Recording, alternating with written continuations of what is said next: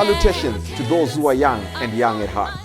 Oremi, Madamfo, Enyi, Salam alaikum, Hola, buena gente, Bonjour, legend, Linja, Dumelang, Murigaboto, Muliwanji, Murigaboto, Makadini, Karibu, Mwakaitawani, Munotambere. Welcome to Blackview SDA online platform. This is a place where your soul will find rest. Did you know every Wednesday and Friday at 6:15 p.m. we have consistent midweek prayers? Not only that, during the day from Monday to Friday, if you need a soulful song, please tune into our platform and indeed you'll find rest for your soul. On Sabbath, which is Saturday, we have services from 8:30 right up to 6 p.m. What do you expect to find? We have got the church at study, Sabbath school, music, it's story time. Even our little ones, the children, will find solace on Blackview online worship platforms. Yes, not only are they going to receive a powerful sermon for them, but including the songs, and they'll sing the songs of Zion in the comfort of your home. Yes, you are waiting for the power hour as we receive the beautiful words, the wonderful words that come from the Word of God. In the afternoon, we have got powerful discussions, not only for the young, but even for the old, as we prepare this journey on this planet Earth before the sundown. Yes, there is a sermon that will usher you into the new week as you listen to God speak to you. What are you waiting for? Tell your friends about it. Don't forget to join us on YouTube and Facebook. Like our page and subscribe to our YouTube channel. God bless you as we meet on Blackview online worship platform. Nobody can stop me. Nobody. Don't you wanna go? I'm going there. Nobody can stop me.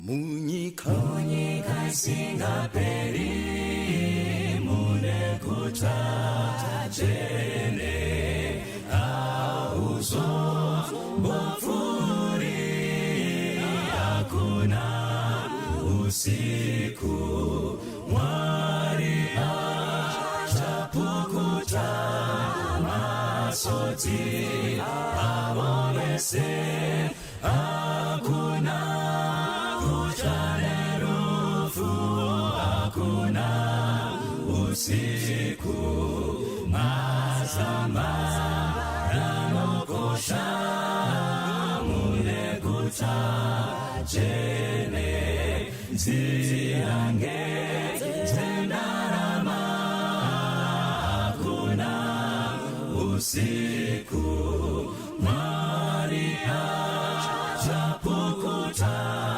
masoti awabese hakuna kuchanerufu hakuna usiku mazamba rafigwi munekuta jene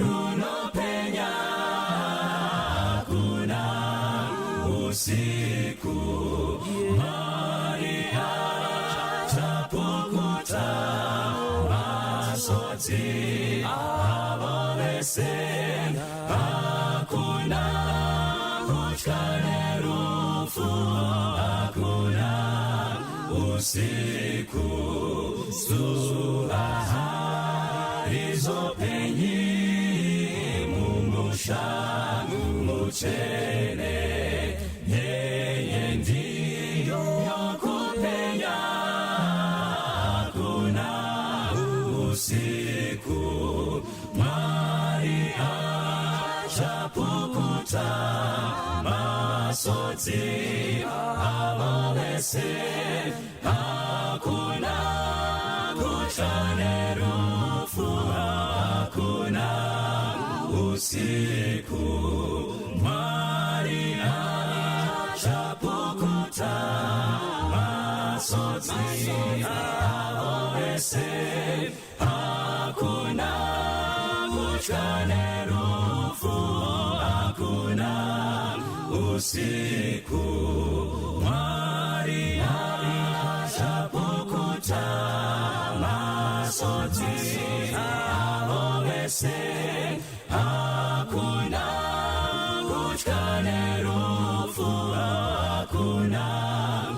usiku.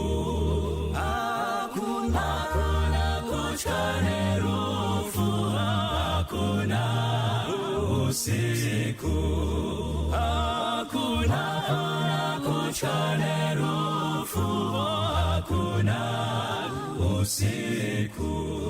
Hakuna kutwa nerufu, hakuna usiku.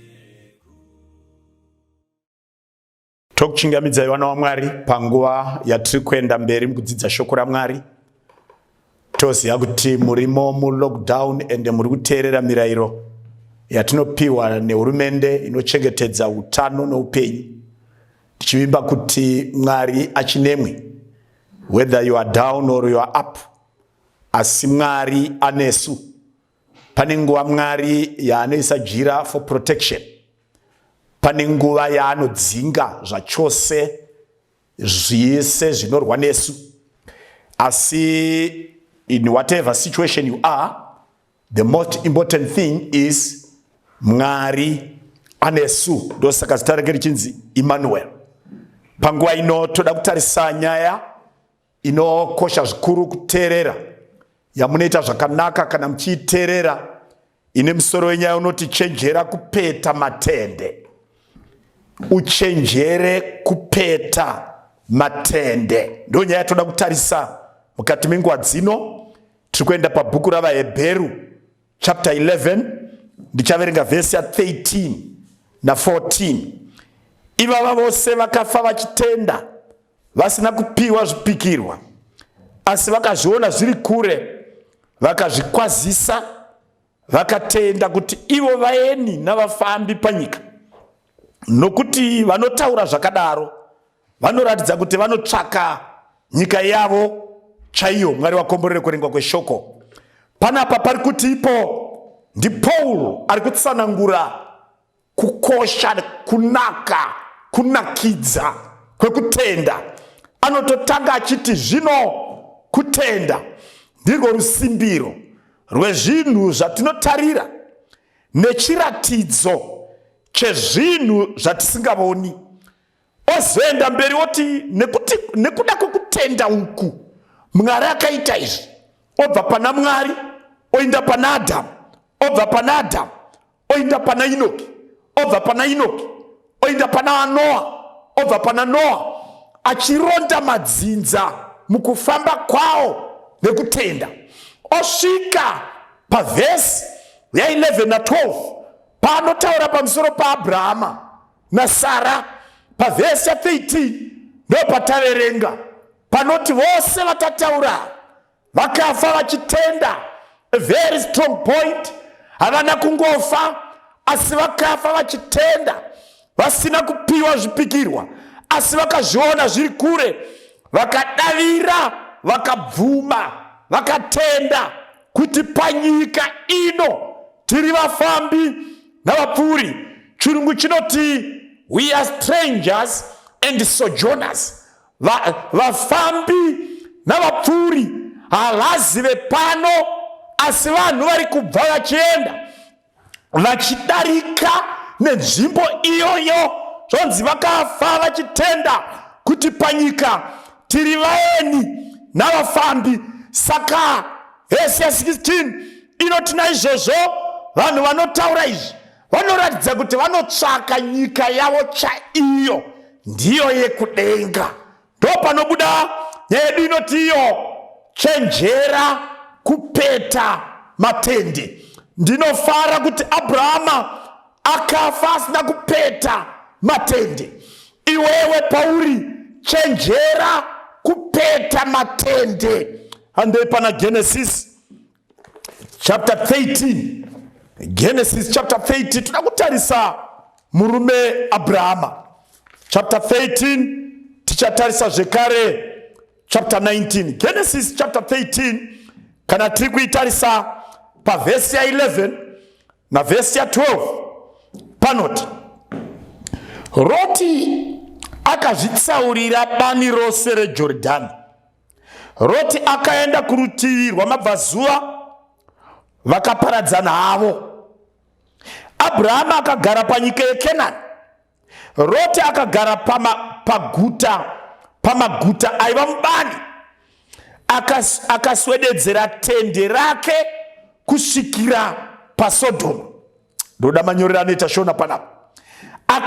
Akaswededzera tende rake kusvikira paSodhoma. Hande pachapter 19 toda kuverenga vhesi ya2. Vhesi ya2, well, zvakanaka kuverenga nevhesi ya1. Vatumwa vaviri vakasvika Sodhoma madekwana. Roti wakanga agere pasuo reSodhoma. Roti akavaona, akasimuka akaenda kundosangana navo. Akakotamira pasi nechiso chake. Akati kwavari, tarirai madzisha angu, chinotsaukira henyu kumba kwomuranda wenyu. Muvate usiku bwose, mushambidze tsoka dzenyu, mugofumira parwendo rwenyu. Ivo akati kwete, tichavata hedu padare usiku hwose. Akavanyengetera zvikuru, vakadzimana votsaukira kwaari, vakapinda mumba make. Akavagadzirira chirayiro, akabika chingwa chisine mbiriso, vakadya. Mwari vakomborere kuverengwa kweshoko. Saka Genesis chapter 13 iri kuti iyo Abrahama abva Uri yavaKaridhea asvika munyika yeKenani, hanzi vakararama panzvimbo iyi. Zvinhu zvikatanga kufamba, zvipfuwo zvikatanga kuwanda, vasevenzi vachiwanda. Pakasvika pasituation yekuti Abrahama sababa anotarisa upenyu, ona kuti zvese zvakanaka, asi pane dambudziko number 1 raiva rekuti vasevenzi vake iye nevasevenzi vemwana wake Loti vakanga vakurwira mafuro, nekuti mbudzi namakwai nemombe nemakamera nemahesera namabhiza zvakanga zvakuwanda. Nzvimbo yekufura yakanga iri doko. Kusvikira Abrahama ati kuna Loti, tiri hama, hazvifaniri kuti tirwire mafuro. Ngatichiita so. Nobva paitwa meeting. Zvikanzi, chinzwa manangu, iwewe tsvaka kwauda kuenda, kurudyi, ini ndoenda kuruboshwe, kana kuruboshwe, ini ndoenda kurudyi. So that iwo gara uku, ini ndogara uku. Hatina kuputsa ukama, tachengeta ukama. Asi vasevenzi vedu havazoiti dambudziko. Hanzi Loti anoti, baba mataura zvakanaka, ratoda dambudziko randanda kutoona kuti musha munomu rakunetsa. Paripo mukati meimba yenyu, pamunogara nemwanakomana wenyu, mogara nemwanasikana wenyu, pekutanga zvinenge zvisina dambudziko. Asi mwanasikana aroorwa, ogara nemurume wake pamushauri, mwanakomana aroora, ogara nemudzimai wake mumushauri, uyo otenga mota dzake, uyo otenga masofa ake, uyo otenga mapoto ake, uyo otenga machira ake. Pazvinodaro space ichashayikwa. Kitchen haiextend measurements, inoramba yakadaro. Avada kubika mbora, avada kubika nyefe, avada kubika tea zumbani, avada kubika emakoni. Ona kuti mumusha matanga noise, panenge pakuda hurumende pamusha kugara pasi yonesana zvingakosha nezvingaitwa. Ndo zvakaita Abrahama nemhuri yake naLoti. Musarambe kuparadzana kana pfuma yawanda. Musarambe kuparadzana kana mafuro awandirwa. Musarambe kuparadzana kana stendi yavadiki vana vachiwana. Musarambe kuparadzana kana vasevenzi vakuwanda. Musarambe kuparadzana kana dura ravadoko. Musarambe kuparadzana. Bvumai kuparadzana nemwanakomana nemwanasikana nemuroora nemukwasha. Tendai kuparadzana, zviri health, zvine utano kwamuri. Saka nonzi Loti ndiye akapiwa mukana. Loti anotarisa, otarisa, otenderesa, odzoka oti baba, ini ndafunga kuenda mubani rakatarisana nemaguta. Loti akanga atarisa nzvimbo iyi, aiziva kuti kwaine bhizinesi remunyu, ndaive nzvimbo yemunyu. Saka akati inini hangu dzangu ndikafudza ndonopicha matenzi angu ndakatarisa mubani, hamune kuti munopaona sei. Baba vakati aya zvakanaka mwanangu, chitora tunhu twako unotsvaka pakanaka paunopicha. Ndo pari kunzi nevhesi, akaswededzera tende rake kusvikira paSodhomu. Manyorere anoita munyori anoratidza kuti rakambopichwa panapa, nobva rasimudzwa, nobva ranopichwa apa, nobva rasimudzwa, richinopichwa apa, nobva rasimudzwa, achiswedera kuSodhoma neGomora. Kana ndakatarisa muchinda anonzi Loti, aiva nemakwai, aiva nengamera, aiva nembudzi, pfuma yake yakanga yakakwana. Ndofunga kuti varume veSodhoma vaibudamo vachiuya kuzotenga mbudzi namakwai, kana mahesera kana ngamera. Nhasi kwauya vairi vonoudza vamwe varume kune bhizinesi rengamera nemakwai, kwauya vatatu. Kusvika Loti aona kuti iko muSodhoma neGomora mune bhizinesi rakanaka, obva asimudza tende achiriswededza kuti bhizinesi rake riblume. Paidaro aipeta matende, ogadza matende, opeta ogadza matende. Achidaro Bhaibheri rangu riri kundiudza kuti pakazosvika Loti paakanga pasuo reSodhoma neGomora. Handizivi kuti ikanzuro here yeSodhoma neGomora kana kuti ndiye amene akazoti pano pandare hapachaita kupicha matende, pakuda kupeta matende. Tapeta matende, torasha, totanga kuvaka foundation. Ndofunga akagara navana vake vakabvunzana, munoonawo zvichiita here kuti tigare mumatende, vamwe vese vachigara mudzimba dzezvidhina? Munoonawo zvichiita here? Pakabvunzanwa, kuda mai vakatanga kutaura, hazviite kuti masofa andatenga muSodhoma ano vamwe vese vanoisa building, ini yangu ndoisa mumatende. Kuda vanasikana vakatanga kutaura, ticharoorwa tonopinda mudzimba dzakavakwa mumamanshoni, isusu tinozoita sei? Tisina kuzvijaira kunogara mukati medzimba, tajaira mumatende, tinononyadzisa kumhuri dzatinenge taroorwa. Pakaita kutaura, vanhu vachibvunzana, muri ichitaurirana, kusvikira Loti akazosvika. Kuda paakataura nevasevenziwo vakataura zvavakataura, vakati chero makwai haachaiti kuvakira zvirugu zvematanda, pakuda zvezvitinha.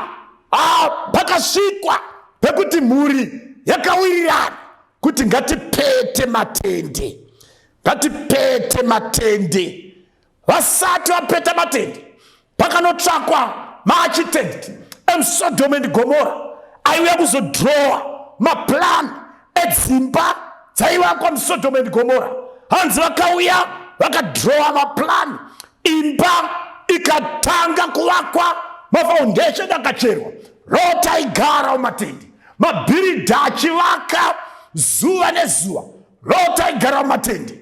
Ndati bhizinesi richifamba, Loti aigara mumatende. Vanasikana vachitsvakwa nevanakomana, Loti aigara mumatende. Imba yakapera ikaiswa roof, pakasvika day reinauguration yekuchibuda mukati mematende. Vanhu vakupinda muimba yezvidhina. Zuva rakasvika, ndofunga kuti Loti anga ane shamwari nemabhizinesi patina ake.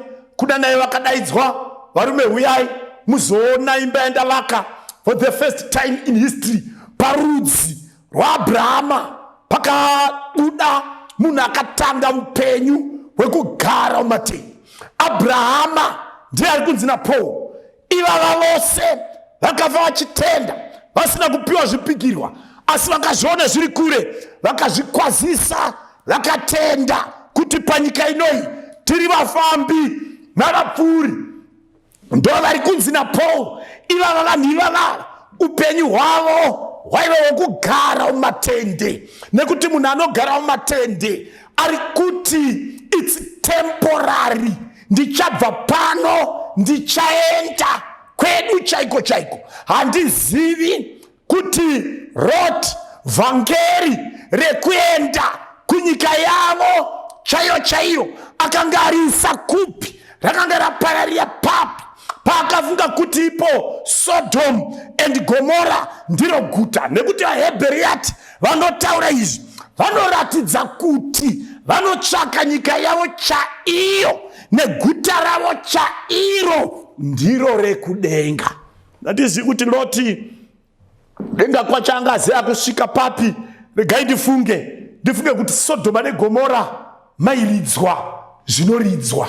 Sodoma neGomora maive nemusic yaiti ukateerera idi unoti right tasvika.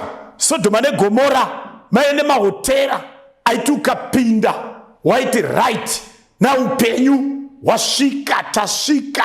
Sodoma neGomora yaive nenzira dzaiti ukafamba waiti hekaniwa ndokufamba mumaguta.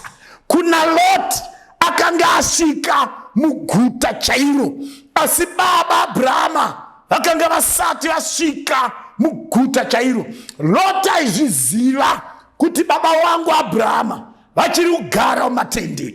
Handizivi takanyora tsamba here kavazivisa kuti baba guta tariwana tasvika muguta.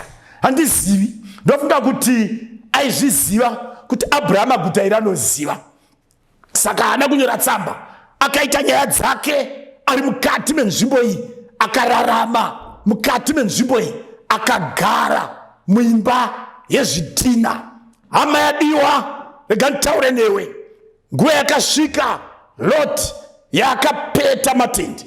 Inauguration yaitwa, Lot apinza mudzimai wake mumba ine bedroom neensu, amuratidza dining nelounge, amuratidza the second lounge nethe third lounge. Atora vanasikana umwe neumwe ane bedroom rake neensu yake nekalounge kake. Atora wechipiri, atora wechitatu, atora kitchen yaive nepandri yakanga yakakura. Atora ari kuratidza mudzimai waLot, mudzimai nevanasikana vachiona, vanoona kuti iko zvedi tamuimba yakanaka. Bhaibheri rangu riri kutsanangura kuti pakasvika nguva Lot yakabuda mukati mematende. Akubuda mukati mematende vachibvisa zvinhu zvichiiswa mudzimba, zvichirongedzwa vachiti vari umu vamavo, baba nevana sikana lavo nemudzimai wavo. Mai Loti achiti akapinda akatarisa dziri maneighbors adzo, akaona kuti akufita mukati meguta reSodoma neGomora. Achitarisa furniture yavaisa akaona kuti zvedi amo muSodoma neGomora. Mai Loti akatanga kufara, akarumbidza murume akati, baba apa maita sababa zvedi. Seri kwaizvozvo Lot anotora vasenzi oti uyai pano, let's pull down the tent, let's pull down the tent. Vakomana vanotanga kukochonora tambo dzetende, vanotanga kukochonora, dzinokochonogwa hoko nembambo dzinodzugwa. Hanzi vanotanga kupeta matende. Vakapeta matende akanoturikwa. Paakaturikwa robva asiyiwa ipapo, vakatanga kugara mukati meSodom and Gomora. Vagara mukati meSodom and Gomora. Guta rakaramba richikura kusvika Lot afutsigwa naro. Nguva yekuwanikwa kwavanasikana yakasvika. Vanasikana vakaona shamwari dzaizovaroora asi Sodoma neGomora rakatanga kuvava kuna Loti, rakatanga kunetsa kuna Loti. Bhaibheri rinondiudza kuti hanzi Loti anga akuspenda time ari pasuo kupinda mukati meguta mama akunetsa. Saka vaipinda mukati meguta, vanasikana vainoonekwa nemafriends avo namai, vainoonekwa neshamwari dzavo, uye vainda kushopping. Ndo vanhu vakanga vakupinda mukati meSodom and Gomora. Lot, Sodom yakanga yovava, yakanga yonetsa.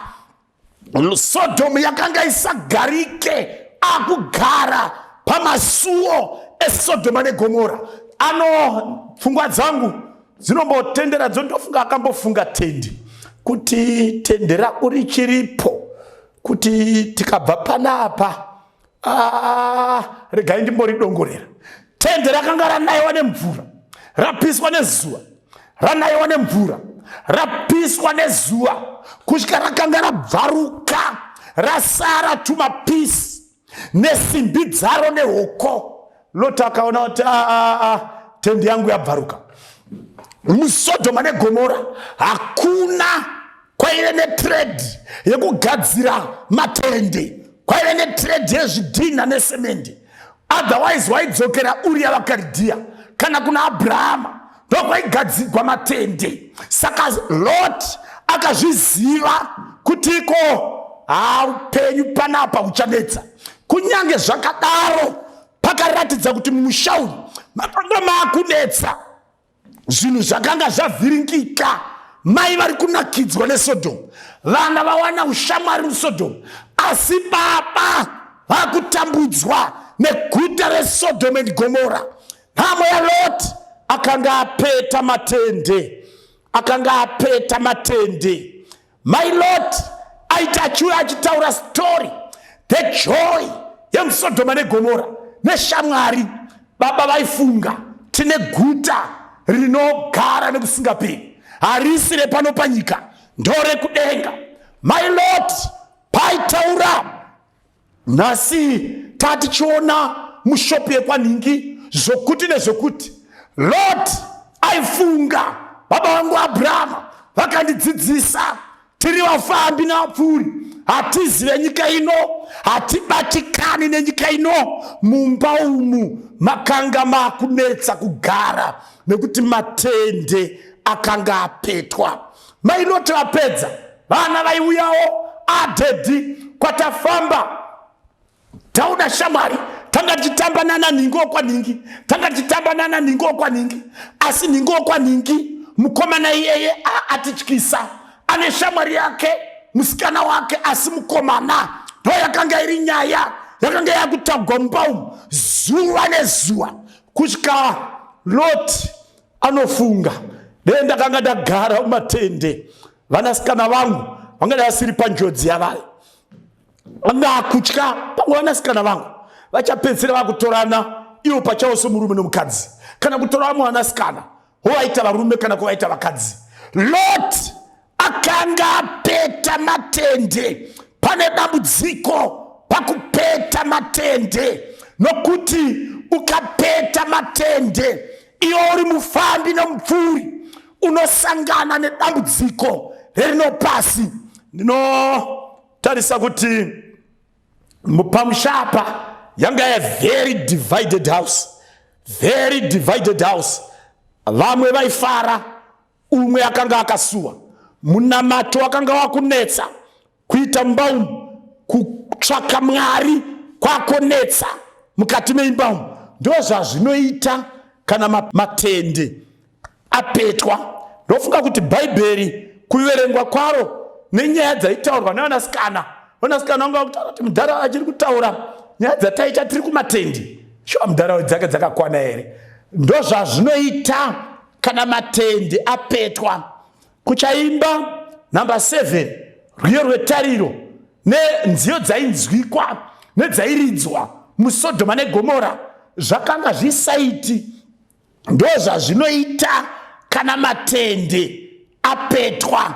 Kutaura hembe dzaipfekwa nevanogara mumatende, nehembe dzinopfekwa nevanogara mahotera hazvichaiti. Ndozvazvinoita kana matende apetwa. Mateo chapter 24 nauri kutarisa vhesi 13. Mateo 24 ndapi matende akupetwa mumazuva ekupedzisira nevana vaMwari? Mateo 24 vhesi 13. Jesu ndiye ari kutaura, rudo rwavazhinji ruchatonhora nokuti kusarurama kuchawanda, asi unotsungirira kusvikira pakuguma uchaponeswa. Jesu ndiye ari kutaura panapa, oti rudo rwavazhinji ruchatonhora nokuti kusarurama kuchawanda, asi unotsungirira kusvikira pakuguma iyeye achaponeswa. Hama dzadiwa, tapa nguva yekupetwa kwematende erudo. Rudo rwavazhinji rwatonhora. Ungatarisa rwambuya nasekuru rwakutonetsa. Mbuya vaungana nevana vavo, sekuru vanosiyiwa seri kwemba. Rudo rwatonhora. Baba namai chaivo vachiri kuvhinza ropa, vane simba, vachiri kushandira mhuri. Umwe neumwe achiri kushandira mhuri, chakunzi mhuri, ihembe yake nevana vake, uyo opfekawo hembe yake nevana vake, uyo atooneka restaurant kake kaanobuda nevana vachinodya, umwe asingazive. Rudo rwavazhinji ruchatonhora. Matende erudo akupetwa, apetwa. Kana ukatarisa vana vedu chaivo anowana shamwari dzogona kuita 5 kana 10. Pa10 dzese hapana waanoroora, hapana anomuroora. Itaipi yerudo rwapo rwapeta matende, rwapeta matende. Anoti akataura nemunhu akazoenda pafoni, akaenda paYouTube, akaenda paWhatsApp, akaenda paFacebook, otarisa vari paFacebook, otarisa munhu chaiye waari kudanana naye, ona kuti uyu hapana, odanana neweFacebook. Why? Because matende apetwa, apetwa matende. Ukatarisa murudzi nemudzinza rekwenyu, vana vakazvarwa mudumbu rimwe, havachakwazisana, havadyi mundiro imwe. Hongu nhumbu ndimakanyanise inozvara mufundisi nomuroyi, vaidya vese mundiro imwe, asiko zvino vaparadzana. Matende erudo apetwa. Tarisa muchechi mune vana vaMwari kwemurombo hakuna ane register yacho, asi kwevanowana vanosangana, vanowana varombo vanosangana varombo, hapana umwe chete. Matende apetwa. Vanosenza mukambani chaivo chaivo, unoona kuti pane hondo yakaipa mukati mekambani. Uyo anofarigwa, uyo anovengwa. Matende erudo apetwa. Kana ndiri kutarisa 2 Timothy chapter 3, Paul unotaura kupetwa kwematende kuna Timothy. Paul unotsanangura, zvino uzive chinhu ichi, kuti namazuva ekupedzisira nguva dzekutambudzika dzichasvika, nokuti vanhu vachava vanozvida, vanoda mari, vanozvirumbidza, vanozvikudza, vanotuka, vasingateereri vabereki, vasingavongi, havatendi. Chero kamuitira chakanaka hatendi, unongodya sadza usundidzira ndiro ubuda uinda. Matende apetwa apetwa. Zvikanzi vasati vari vatsvene, vasati vari vatsvene, kureva kuti kuchechi vanoinda, vanonamata, asi havasi vatsvene, havasviki pautsvene. Vasino rudo chairwo, kuno rudo kwozoita chairwo. Zvikanzi vasingadi kuyanana, pamunoedza kuti ngatiyanane, iye anopoya akadai. Chaasingadi ndechekuti kwekupedzisira muve united as a family, as vana vemunhu one. Izvo zvaatodi, handizivi kuti chii. aiwa matende apetwa, matende apetwa, kusina matende akaturikwa padare, akarohwa nezuva, akanaiwa nemvura, akabvaruka, matende erudo akabvaruka. Hama dzadiwa, panapa panoti vanochera vamwe, paifanira kuunderline waka, vanochera vamwe, vanoita makuhwa, vanotaura zvisirizo pamusoro pavamwe nemafoni akauya, basa ndere kuchera vamwe. Kona munhu achitaipa ari kutaura pamusoro pemwe munhu zvinogona kunge zvisiri right, zvinogona kunge zvisinganakidzi, ndo zvaada kufambisa vasingazvidzori, havazvidzori, akatanga kuita chinhu chakanaka kana chakaipa, haazvidzori, akatanga kutsvaka mari, akatanga kuiwana, anoitsvaka kusvika mari yacho yamuuraya. Akatanga kuroya, unoroya kusvikira naye wazviroya. Akatanga upombwe, unoita upombwe kusvikira naye wafira ikoko. Ndozvazvaire muSodhomu and Gomora, matende akanga apetwa. Zvikanzi vasingazvidzori vane hasha. Mazwano munoti emotional, ari very emotional, ane high tempers, aye atangiki, vane hasha, vasingadi zvinhu zvakanaka. Unoziva kuna vamwe vanhu muchitaura nyaya yakanaka, iye anokonesa nyaya kuti iperere pasina solution, iperere pa problem, isaperere pa solution. Why? Because matende akapetwa. Zvikanzi vanonyengera, vasingarangariri, vanoita namanyawi, vanoda zvinofadza zvenyika kudarika Mwari, vane mufananidzo bedzi wokunamata, asi vakarasa simba rako.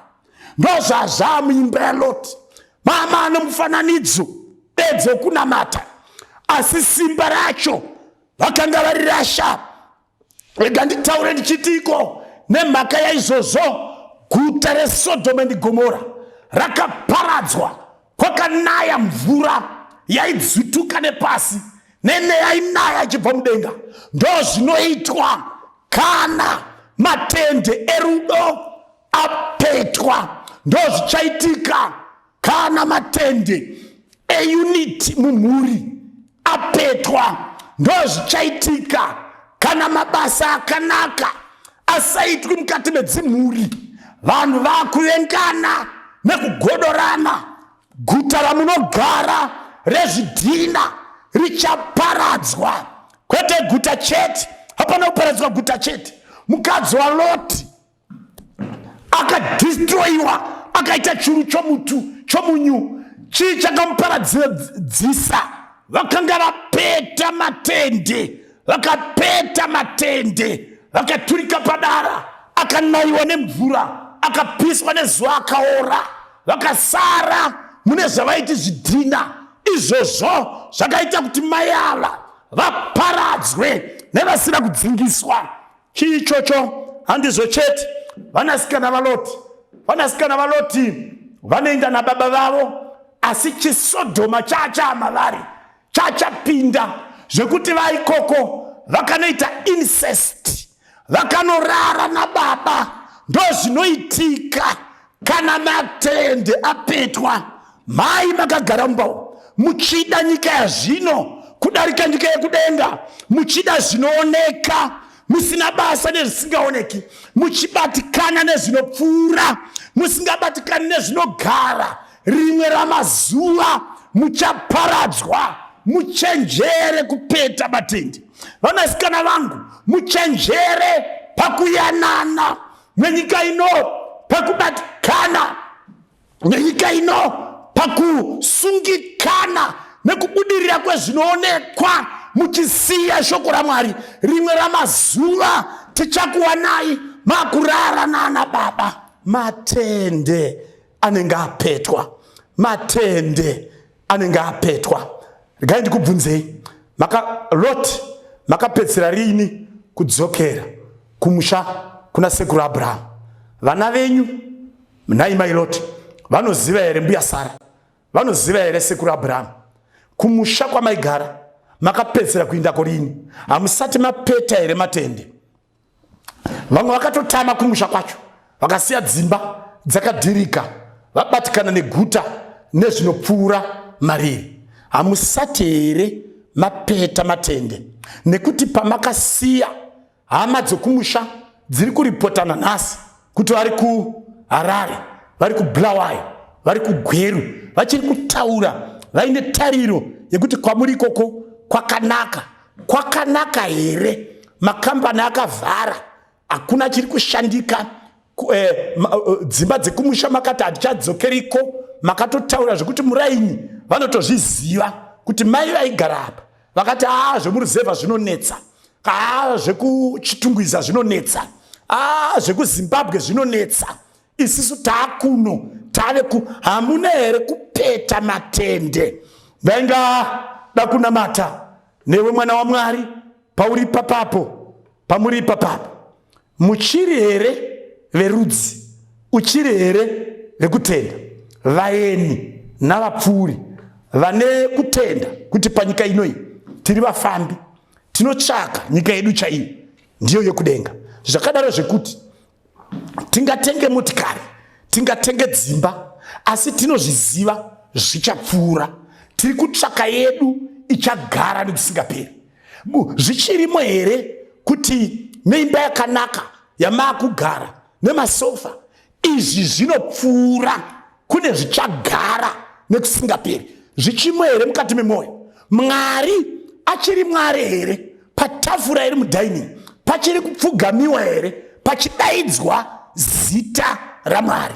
Vamwe vakatoti nelockdown idzodzidzi kuchechi hakuchaendwe, saka hata akungoita mwe nomwe zvaada. Vana vari mubedroom vanomukira imomo, vorarira imomo, voswera imomo. Hapana pavanosangana nababa namai kusiya kwokusangana nendiro yangu yekudya kana kusangana neTV yekuona zvakagadzirwa navamwe.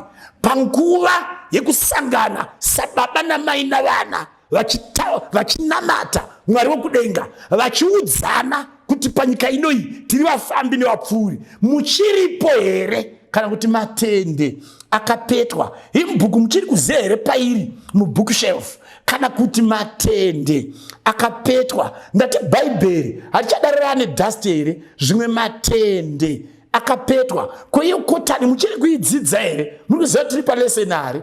Matende akapetwa. Ndati ko chidzidzo cheBhaibheri muchachizivawo here? Mukabvunzwa kuti vakafa vaneindepi, muchiri kugona here kupindura? Pamwe matende akapetwa. Ndati muchiri kugona here kuziva miganhu yemutemo waMwari kuti apa ndo patotangira, apa tichigumira, apa totangira, apa tichigumira? Zvichirimo here kana kuti matende akapetwa? Maparadzaniswa nechechi. Lota abva kuna Abhurahama aswededza matende muSodhoma neGomora, apeta matende. Hoyo amuzvidhina mapapi. Apo taakuita munamato, ndaingakumbira kuti udzokere kuna Abhurahama, udzokere kumatende, ugadzire matende erudo, matende ekutenda, matende eshoko raMwari, matende emunamato mumba mako, matende ekuimba nziyo dzeZion, matende etariro kuna Jesu anouya, matende anokuzivisa kuti nyika ino ichaguma, tiri vafambi nevapfuuri. Matende iwayo ngaadzoserwe, apichwezve, aite zvakanaka. Ngatidzorewo sori tinamate. Baba vari kudenga, muzita raJesu tinokutendai nokuti muri Mwari.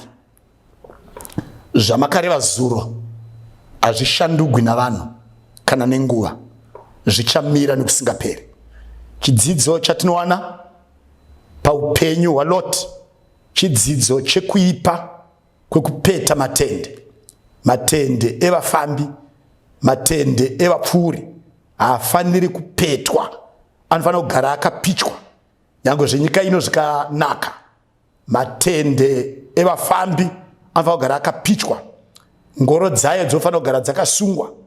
Tibatsirei vanorarama munguva yekupedzisira, pamunoti rudo rwavazhinji ruchatonhora, vanhu vachava vasina rudo chaigwo. Ndonguva yataakurarama. Ndinotya kuti zvimwe matende apetwa. Tainganamata ndichikumbirira vana venyu, tidzoserei kunopicha matende. Umwe nomwe adzokere panzvimbo yaanogara mukati metende. Tinonamata muzita raJesu. Amen.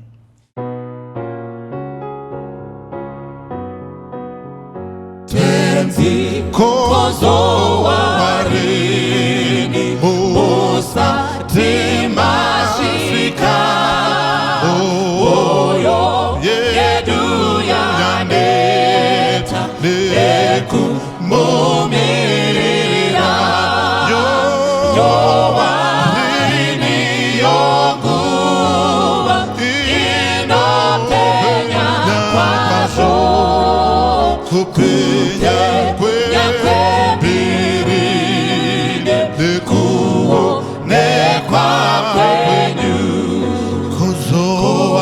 Kozo warini tenzi Bubode nekumusha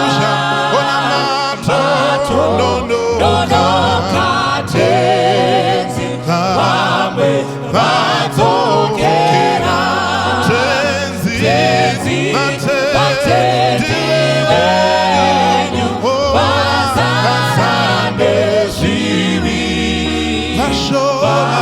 Pasho mawakamira Uru faro wenyu Ime mutsanyi wakara Chema wamuke Wano yerangavati Tenzi aswedera Mwenje yenyu ifute Shiusunuzi sungwe Wakazire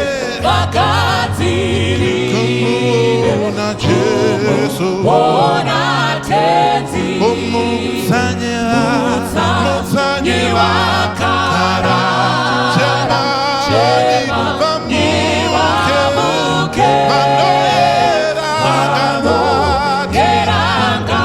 Yerangavati Tenzi aswedera Mwenje yenyu ifute Shiusunuzi sungwe Wakazire